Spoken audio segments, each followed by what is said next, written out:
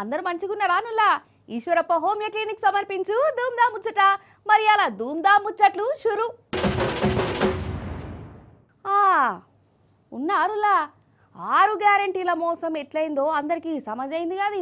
ఇక మనల్ని మోసం చేసుడే కాదు, అటు ఆరోగ్యశ్రీ వాళ్ళను కూడా, అటు ప్రైవేటు కాలేజ్ వాళ్ళను, రిటైర్ ఉద్యోగులను, సర్కారు కొలువులు చేసేటోళ్ళను ఇట్లా ప్రతి ఒక్కరి దసరా అయినాక రేవంత్ అన్న పెద్ద చెయ్యి ఇచ్చిండు.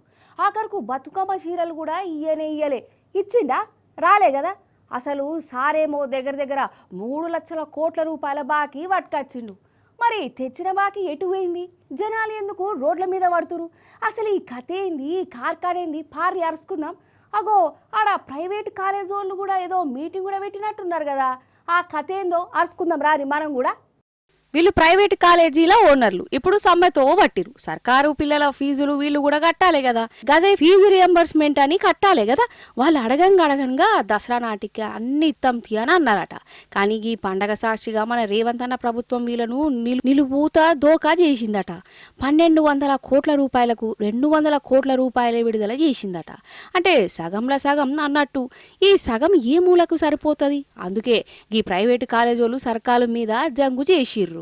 అగర్సే 12వ తారీఖు నాటికి ఇయ్యవలసిన బాకీ పైసలని ఇయ్యకుంటే 13వ తారీఖు ఉన్నది కాలేజీల బంద్ పెడతామని చెప్తున్నారు. అవో అసలు ఏమైందో చెప్తా ఇనుర్రి.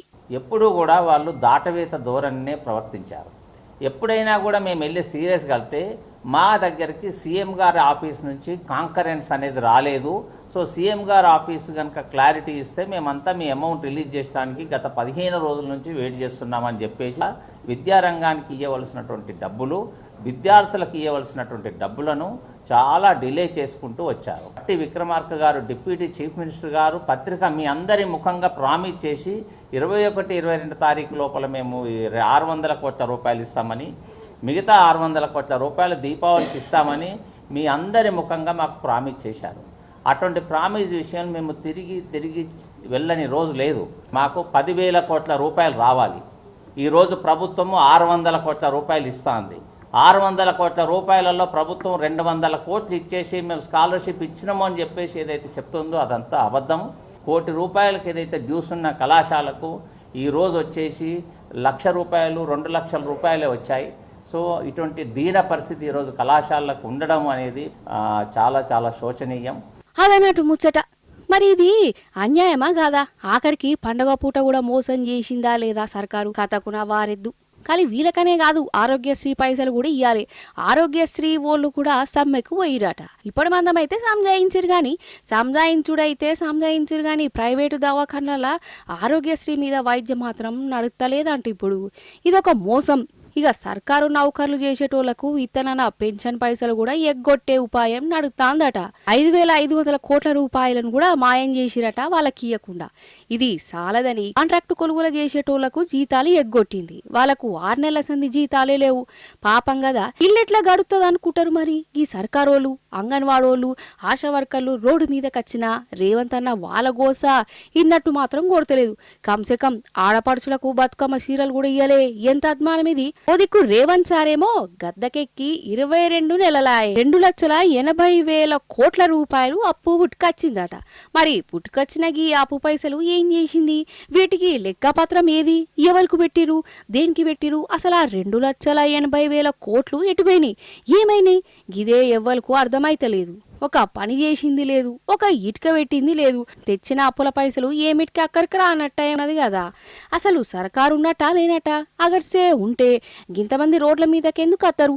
ఒకరు కాకుంటే ఇంకొకరు, ఒక రోజు తప్పితే ఇంకో రోజు ఇలా నిరసనలు, ఆందోళనలు ఎందుకైతున్నాయి? సమ్మెలు ఎందుకు చేస్తాన్లు? అసలు పరులు ఎందుకు బంధు పెడుతుర్రు? తాతగాని సర్కారు పాలన చేస్తే గిట్లా కాకుంటే ఇంకెట్లుంటదని గరమైతుర్రు పబ్లిక్.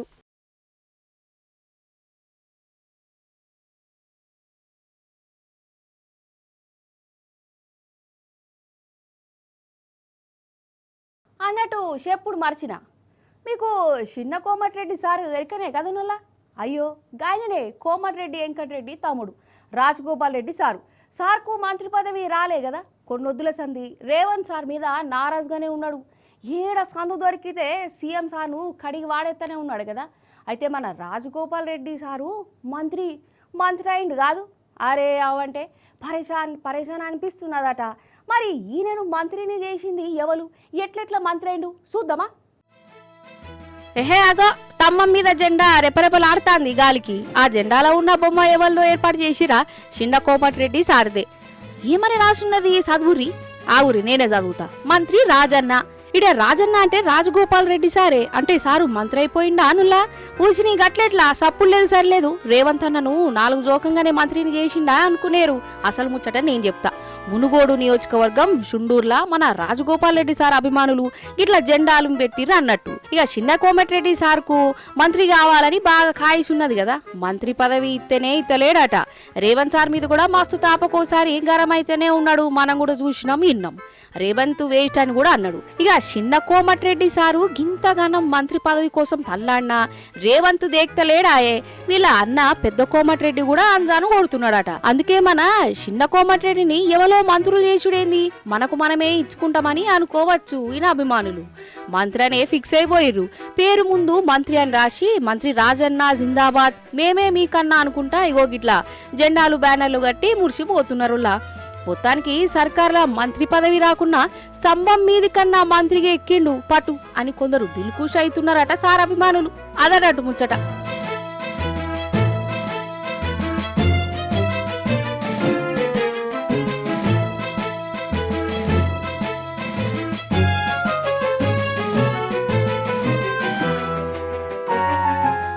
దసరా పండుగ రానే వచ్చింది కదా. కానీ ఏ మాటకు ఆ మాటనుల్లా ఈ తాపచ్చిన దసరాను మాత్రం కలకాలం యాది పెట్టుకుంటూనే ఉంటాం కదా. ఎందుకంటే చాలా మందికి గంతగనం దివా ఖరాబ్ చేసింది. మరి ఎందుకో మీకు కూడా ఈ పాటికే సమజే ఉంటుంది. అంతేనా? సమజైందా చెప్పాలా? ఏంటంటే గాంధీ తాత బర్త్డే నాడే దసరా పండుగ వచ్చే. దసరా అంటేనేమో ఇండ్లల్లా దావత్ ఎట్లుంటుందో మీకు కూడా ఎరకనే కదా. నీసు ఉండాల్సిందే. జర్రంత మందుతోని గొంతు కూడా తడుపుకుంటారు. మరి గాంధీ తాత పుట్టినరోజు నాడే గవి 2 చేయొద్దాయే. అహింసా పరమో ధర్మనాయే. అందుకే మనోళ్ళకు పెద్ద సిక్కచ్చి పడింది.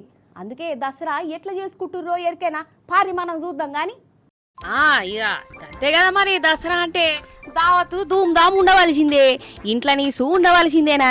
నాటుకోడి ముక్కనో లేకుంటే మటన్ బొక్కనో కడుపులో పడాల్సిందేనాయ్. ఇక మన మొగోళ్ళు గొంతు కూడా తడుపుకుంటారు అనుకోరి. మందుకు దూరం ఉండేటోళ్ళు కూడా ఎన్నడో ఒకప్పుడు తాగేటోళ్ళు. అంటే ఈ దసరా మాత్రం ఉపాసకి తాగుతారు అన్నట్టు. ఇక దసరా దావత్కు ప్లానింగ్లు ఉపాయాలుగా ఒడగట్టుకుంటారా.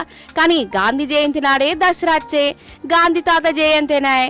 మనం నీసు ముట్టద్దాయే. మరి బ్రాండీ దుకాణాలు కూడా బంద్ ఉంటాయి. అంటే ఎన్నటి సందో సర్కారు ఆర్డర్ అన్నారు. మరి ఇప్పుడేమో పండగ వచ్చింది. అందుకే ఎట్లా అని అల్లాడిపోతూనే ఉన్నారు వారం రోజుల సంధి.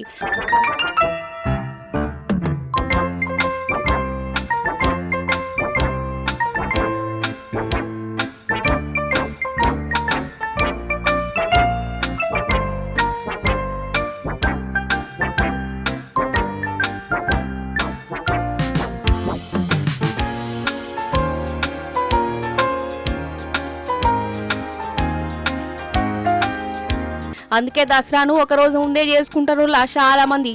చేసుకున్నాడు అంటే చేసుకున్నాడు కాదు కానీ ఇంతే జములవి వేసుకుంటున్నారా అన్నట్టు. బేస్తార నాడు పండగ అయితే బుజార నాడే ఇటు మటన్ దుకాణాలు, చికెన్ షాపులు, ఇక చేపల మార్కెట్లు ఇగో ఇట్లా కిటకిటలు ఆడుతున్నాయి. బేస్తార నాడు బంద్ కాబట్టి ఇక బుజార నాడే చికెన్లు మటన్ కొనుక్కుంటారు. అయ్యో మరి చేపలు ఖరాబు కావా, మటన్ చికెన్ బుడ్డిపోదా అని అంటే ఫ్రిడ్జ్లు ఉన్నాయి కదా, ఇంకేంది ఫ్రిడ్జ్లో పెట్టుకుంటారు తెల్లారిన దాకా. ఇక బ్రాండీ దుకాణాల కాడ చూడాలి తొక్కిసలాటలు అవుతున్నాయి కాదు. 7 మంది బాబులు ఫీల్ అయిపోతారు అని బ్రాండీ షాపుల ముందు 2 రోజుల ముందు సందే అక్టోబర్ 2వ తారీఖు నాడు వైన్సులు బంద్ అని బోర్డులు పెట్టిరు. మళ్ళా 2వ తారీఖు నాడు తాగుబోతులు మందు కోసం దేవులాడి ఆగం కావద్దని. ఇక అంటే ముందు జాగ్రత్త అన్నట్టు ఇది. ఇంకేందిగా 2వ తారీఖు నాడు బంద్ కాబట్టి ఫస్ట్ నాడే 2 రోజుల సరంజామా తెచ్చుకొని పెట్టుకుంటారు. ఆ ఊరి గీ అన్నను అడుగుదాం, గాంధీ జయంతి పాటిస్తాడా లేకుంటే దసరా దావతే ధూమ్ధామ్ గా చేసుకుంటాడా? ఏమంటే పెద్దన్నా? ఇప్పుడు చూడన్నా 2 ఇంపార్టెంటే. ఇప్పుడు చుట్టాలు వస్తుంటారు వెళ్తుంటారు. గాంధీ జయంతి కూడా మనం మర్యాద ఇచ్చి ఆయన గాంధీ జయంతి ఎప్పటి నుంచో నడుపుకున్నాం. 2 ఒకటేసారి వచ్చినాయి కాబట్టి చాలా కొద్దిగా ఇబ్బంది ఉంది. ఎందుకంటే మందు తాగేటోళ్ళు తాగుతారు, కూర తినేటోళ్ళు తింటారు, షాపులు బంద్ ఉంటాయి, అన్నిటికీ ఇబ్బంది. కానీ కొద్దిగా ఆలోచించాలి దాని గురించి. అందరు ఏదైతే నేను కూడా అదే అవుతా అన్న. ఎందుకంటే మందు దసరా అనేది మనకు అది కూడా ఇంపార్టెంటే మెయిన్. ఎందుకంటే దసరా తాగుతాం, తింటాం, ఎంజాయ్ చేస్తాం. అవునా కదా? ఇక అది లేనిది ఇక వేస్ట్ కరెక్ట్గా కదా, అట్లా అని చెప్పి. ఇక ఆగానట గిట్లనే ఉన్నారు చాలా మంది. అంటే ఒక్కరోజు గాంధీ జయంతి దేవునికి ఇచ్చేటోళ్ళే ఎక్కువైనారు అన్నట్టు. అంటే అటు ఇటు సర్కారు చెప్పినట్టు గాంధీ జయంతి నాడు నీసు మందు కొనరు గాని పుడతారు అన్నట్టు. గట్లనే ఉన్నది. ఇంకా కొందరు మాత్రం చాలా స్ట్రిక్ట్ గా గాంధీ జయంతి పాటిస్తారట. నుల్లా తోటకూర, ఆలుగడ్డల కూర, అవసరమైతే మీల్ మేకర్ కూర వండుకొని ఇదే నీసు కూర అని ఫీల్ అయిపోయి ఇక థమ్స్అప్ దాగి దసరా చేసుకుంటారట. ఇట్లా 100% మందికి ఇట్లా ముంగటికి పడితే కట్మూలంతా దసరా పండుగ నాడు తగ్గేదేలే అన్నట్టు దూసుకుపోతురట. అదన్నట్టు ముచ్చట. దేవి నవరాత్రుల సంబరాలు జోరుదారుగా నడుస్తున్నాయి కదల్లా. అమ్మవార్ల గుళ్ళన్నీ లైట్ల వెలుతురుతోని మెరిసిపోతున్నాయి.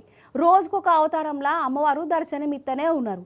అమ్మవార్లను దర్శనం చేసుకొని దీవెనార్తులు తీసుకుంటారు జనం. ఇక గుళ్ళతో కూడా వట్టిరనుకో అమ్మవార్ల అలంకారాలు చూసి మురిసిపోతురు. భారీ మనం కూడా అట్లట్లా కొన్ని గుళ్ళకు పోయి అమ్మవారిని దర్శనం చేసుకుందాం. ఫస్ట్ మనం వరంగల్ భద్రకాళి అమ్మవారిని దర్శనం చేసుకుందాం రారి. అగో మహిషాసుర మర్దిని అవతారంలో అమ్మవారు దర్శనం ఇచ్చిరు.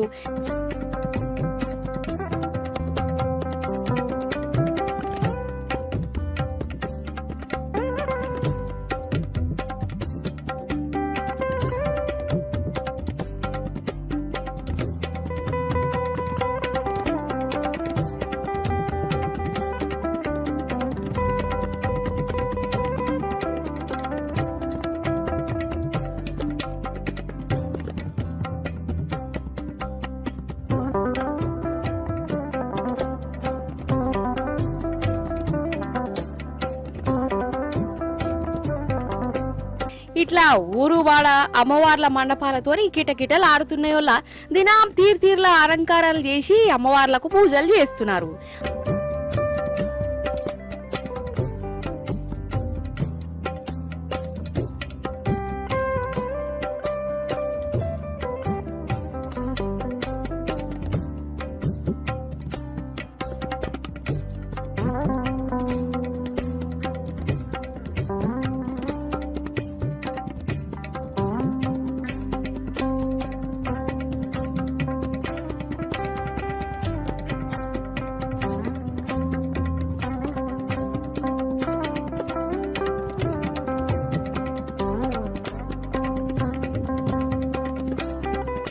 అన్నట్టు ఇక పక్క రాష్ట్రం ఆంధ్రాల విశాఖపట్నంలో చూడురి కన్యకా పరమేశ్వరి అమ్మవారు అక్కడ చాలా ఫేమస్ కదా. మరి అమ్మవారిని 7 కిలోల బంగారంతోని మహాలక్ష్మి అవతారంలా ముస్తాబు చేసిరట. కళ్ళు జిగేలు మన్నయ్య అమ్మవారిని చూస్తుంటే బంగారు చీరే, బంగారు కిరీటం, బంగారు పాదాలిగో గిట్లా బంగారంతోనే అమ్మవారి దర్శనం ఇచ్చిర్రు. ఇక గుడిని మండపాన్ని పైసల నోట్ల కట్లతోని డెకరేషన్ చేసిరోళ్ళ. అది కూడా 1000 కాదు 2000 కాదు, అక్షరాల 5 కోట్ల రూపాయల నోట్లతోని ఇగో గిట్లా తయారు చేసిరట. 5 కోట్ల రూపాయలంటే చిన్న ముచ్చట్న, అన్ని కడక్ కొత్తనే మళ్ళా. ఇక ఈ కన్యకా పరమేశ్వరి అమ్మవారి కోసం బొచ్చెడు మంది దీవెనార్తలు తీసుకున్నారు.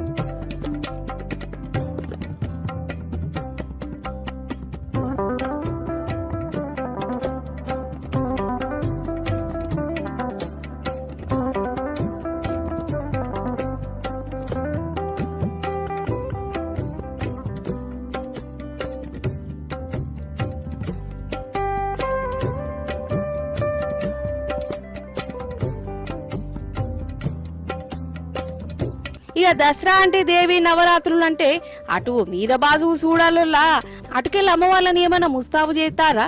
మండపాలల్లా అమ్మవాళ్ళని కూర్చోబెట్టి దినం పూజలు విని ఎత్తుంటారు. ఇక బుర్ర కథలు, నాటికలు ఇట్లా 10 రోజుల సంబురాలాడ.